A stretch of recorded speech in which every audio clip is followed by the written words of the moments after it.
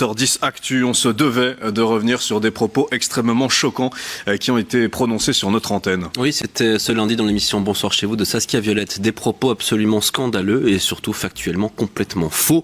Tout d'abord, au nom de la rédaction, nous vous présentons nos excuses à toutes celles et tous ceux qui ont pu être choqués d'avoir entendu ces mots sur notre antenne. Que les choses soient claires, ces mots de ce chroniqueur que vous ne reverrez plus sur LN24 sont à l'opposé du travail que réalisent chaque jour nos journalistes pour vous apporter une information factuelle et vérifiée. Ce chroniqueur a déclaré notamment que les camions d'aide n'ont jamais cessé d'entrer à Gaza. C'est faux. Israël a décrété un blocus humanitaire. Il suffit de taper ça sur Internet. Il a aussi dit que la famine à Gaza était un hoax. La famine, ce n'est pas exactement ça. Il y a des Gazaouis qui mangent des crêpes au Nutella. Ça, c'est lui qui l'a dit. Au-delà du caractère odieux de cette déclaration, non, ce n'est pas un hoax, c'est sourcé. Et ce chroniqueur devrait justement vérifier ses sources et enfin dire que les images de Gaza sont des mises en scène, une opération de propagande anti-juive avec ce mot Pallywood, contraction entre Palestine et Hollywood. C'est tout simplement une connerie. S'il existe des mises en scène, c'est pour ça qu'il faut être doublement attentif en période de guerre, en période de propagande. Non, les images que nous vous montrons tous les jours à Gaza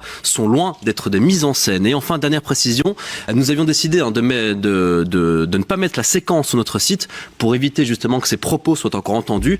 Mais après réflexion et discussion en interne, nous avions décidé de leur remettre le temps de cette mise au point. Cette séquence a depuis disparu de notre site et vous ne la reverrez plus. Saskia Violette, qui est donc la présentatrice et journaliste de l'émission Bonsoir chez vous, elle n'est pas là aujourd'hui, mais elle vous aurait dit exactement les mêmes mots que je viens de prononcer. Elle qui a essayé tant bien que mal de cadrer ses propos et qui nous a alerté dès la fin de l'émission sur le caractère